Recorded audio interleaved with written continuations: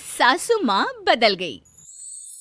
कहानी उस घर की है जहाँ बहू और बेटी को एक माना जाता था, लेकिन फिर अरे शिखा बेटा, तू रसोई में क्यों घुसी रहती है? जा, रोटी मैं बना लूंगी। नहीं नहीं माँ जी, आप बैठिए, बस सारा खाना बन ही गया है। श्वेता को बोल देती हूँ, वो खाना लगा देगी सबका। सॉरी भाभी, मेरे पास वक्त नहीं है। माँ, मुझे पैसे देना, पार्लर जाना है। हाँ हाँ चली जाना, भाभी को भी ले जाना। वो भी जाने को बोल रही थी पार्लर, पर पहले ना मदद कर दे उसके खाना लगाने में। देख माँ, वो बहू है, उसे बहू रहने देना, इतना सर पर मत चढ़ा भाभी को। श्वेता, ज्यादा मत बोला कर। बहू और बेटी में कोई फर्क नहीं होता है।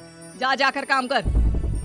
ननद को माँ का भाभी से इस तरह प्यार करना बिल्कुल अच्छा नहीं लगता। वो बार बार किसी न किसी तरह माँ को भाभी के खिलाफ भड़काती रहती, लेकिन कोई फायदा ना होता। एक रोज, अरे बेटे किशन, जा बहू को कहीं घुमा कर ला, सारा दिन घर में काम करती रहती है। हाँ हाँ माँ, हम लोग जा रहे हैं ना गोवा। अच्छा जी, भाभी ने तो हमें बताया भी नहीं। वैसे तो सारी पंचायत करती है, ये गोवा वाली बात क्यों छुपा गई हमसे? अरे क्योंकि उसे खुद नहीं पता था बहन। मुझे टिकट सस्ती मिल रही थी तो मैंने बुक कर दिया। हाँ शिखा, पैकिंग कर ले, संडे हम जा रहे हैं गोवा। दोपहर में शिखा पैकिंग कर रही थी कि सास आ जाती है। ये क्या बहू, साड़ियाँ? अरे गोवा जा रही है घूमने या फिर शादी में मायके हैं? माँ जी, ऐसा कुछ है ही नहीं, समझ में नहीं आ रहा क्या रखूं कपड़े में। अरे तेरी और श्वेता की साइज तो एक ही है, उसके कुछ मॉडर्न कपड़े ले ले, आकर लौटा देना। हाँ माँ जी, ये ठीक रहेगा।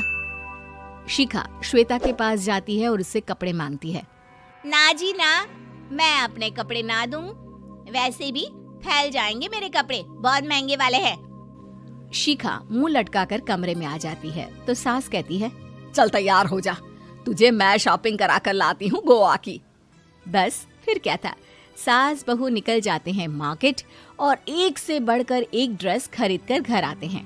पहले बता देती कि नए कपड़े दिलाने वाली है भाभी को, तो मैं अपने ही दे देती ना भाभी को, मुझे दिला देती नए कपड़े। देख श्वेता, परिवार का मतलब सबके साथ रहना होता है, ना कि सिर्फ अपना सोचना। वैसे भी तुझे अच्छे संस्कार सीखने चाहिए। और रही बात कपड़ों की, तो शिखा, आज से घर पर भी तू मॉडर्न कपड़े ही पहनेगी। कोई जरूरत नहीं है ये साड़ी वाड़ी लपेटने की। अब क्या था, घर पर श्वेता और शिखा एक जैसे रहते। एक बार पड़ोसन आती है। अरे बेटा, अपनी माँ को तो बुलाना जरा, बात करनी है।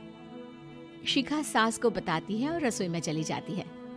ये आपकी बेटी बहुत बड़ी हो गई है, इसके लिए एक रिश्ता है, कहो तो बता दूं। ये बेटी नहीं बहू है, घर में सब एक जैसा ही रहता है। वैसे मेरी बेटी भी बड़ी हो गई है, कोई रिश्ता हो तो जरूर बताना। पड़ोसन रिश्ता लेकर उन लोगों के घर आती है।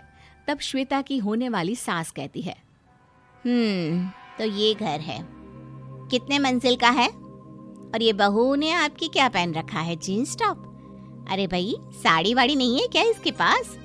देखिए, सर्दी है तो साड़ी में बहू कैसे मैनेज करती, वैसे पहनती है साड़ी भी। देखिए, हम लोग ठहरे पैसे वाले लोग, कोई कमी नहीं है हम लोगों के पास पैसों की, बहुत पैसे हैं, जमीन, नौकर चाकर, कार, सब कुछ है, लेकिन घर में संस्कारी बहू चाहिए। समझ रही हैं ना आप? सास कुछ कहती कि श्वेता बोल पड़ती है, हाय रे, नौकर चाकर से लेकर जमीन, कार, पैसा, हाँ हाँ मुझे रिश्ता मंजूर है, मंजूर है मुझे। अरे रुक जा श्वेता, मैं बात कर रही हूँ ना। देखिए, हम लोगों के घर इतनी आजादी नहीं मिलेगी।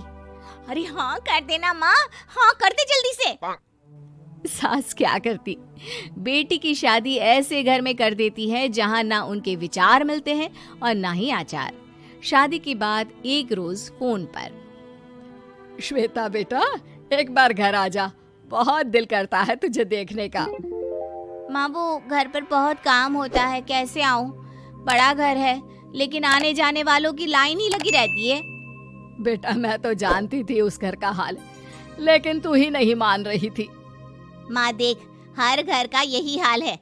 तेरी बेटी को यहाँ घूंघट हटाने की परमिशन नहीं है और एक तरफ भाभी स्कर्ट पहनकर घूम रही है। बेटा मुझे क्या पता था कि मेरी बेटी को ससुराल के नाम पर पिंजरा मिल जाएगा। अच्छा माँ, फोन रखती हूँ, सास को गर्मा गर्म रोटी खिलानी है। तुम लोगों की तरह नहीं कि एक रोटी बनाओ, एक सब्जी बनाओ, फिर सारा दिन फ्री होकर घूमो।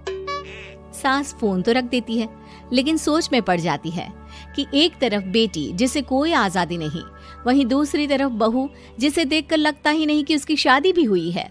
अगले रोज। शिखा, अरे ओ शिखा। हाँ माँ, क्या हुआ? कुछ चाहिए आपको? मैं जिम जा रही थी। जिम के कपड़ों में बहू को देखकर सास को घूंघट में अपनी बेटी का ख्याल आता है। देख बहू, घर में बहू की तरह रहा कर। इतने टाइट कपड़े पहनकर जिम जाना पसंद नहीं मुझे। जा जाकर रोटी बना। रोटी? माँ अभी तो शाम के 6 बजे हैं, इस वक्त रोटी? अब क्या मेरे खाने पीने पर भी पहरा है? अरे जब मर्जी तब मैं अपने घर में खा भी नहीं सकती क्या? बहू को अजीब लगता है। वो समझ नहीं पाती कि जो सास कल तक इतनी सपोर्टिव थी, उन्हें अचानक से क्या हो गया। वो किचन में जाती है, गरम रोटी के साथ 2 तरह की सब्जी, रायता, सलाद सब लेकर सास के पास आती है। माँ जी, खाना। इतना सारा खाना? राक्षस समझा है क्या मुझे? रोटी मांगी थी मैंने गर्मा गर्म बस। पर माँ जी, रोटी खाती किससे आप? सब्जी तो बनानी थी ना। अरे भूख मर गई मेरी तेरी बहस से। जा जाकर काम कर, अंदर पूरी रसोई साफ कर। बहू अंदर चली जाती है। थोड़ी देर में श्वेता घर आती है। अरे शिखा जल्दी से चाय ला, पकवान बना, मेरी बेटी आई है। अरे नहीं नहीं माँ, ड्राइवर बाहर खड़ा है। मैं तो घर का कोई सामान खरीदने के बहाने यहाँ आ गई हूँ, मुझे जाना होगा। अरे बेटा, पर कितने दिनों बाद देख रही हूँ तुझे, रहने आ जाना 2-4 दिन के लिए। आ जाऊंगी माँ, जब मेरी सास मरेगी तब। मैं तो रोज मन्नत मानती हूँ कि मेरी सास मर जाए तो अच्छा है। अच्छा चल, जा रही हूँ माँ। हे भगवान, कैसे कैसे दिन देखने पड़ रहे हैं मेरी बेटी को। सास अंदर जाती है, जहाँ श्वेता की जिम वाली सहेली का फोन आया होता है। क्या बात है, आज जिम नहीं आई? अरे पता नहीं यार, आज माँ को क्या हो गया अचानक। पर खैर कोई नहीं, लगता नहीं कि मैं अब जिम आ पाऊंगी। शिखा स्पीकर पर बात कर रही थी, जिसे सास सुन रही थी। यार ये सास ना होती ही ऐसी है। मैं तो कहती हूँ बुढ़िया जल्दी मरे और तू आराम से जिए। शिखा को सहेली की बात पर गुस्सा आ जाता है। माँ के मरने की कौन सा बच्चा दुआ मांगता है मोहिनी? आगे से ऐसी बात मेरे सामने मत करना। हमारे घर की शोभा ही माँ है। क्या हुआ जो थोड़ी सख्ती दिखा रही है? उसमें भी कोई ना कोई उनकी भलाई ही होगी। मैं तो कहती हूँ भगवान मेरे जैसी सास सबको दे, जो सिर्फ माँ की तरह है। सास वाली तो कोई बात ही नहीं है उनमें। सास ये बात सुन रही थी। उनकी आंख में आंसू आ जाते हैं कि क्यों वो बेटी की किस्मत में बहू को भी भागीदार बना रही थी। शिखा, अरे ओ शिखा, क्या हो गया? जिम नहीं जाना क्या?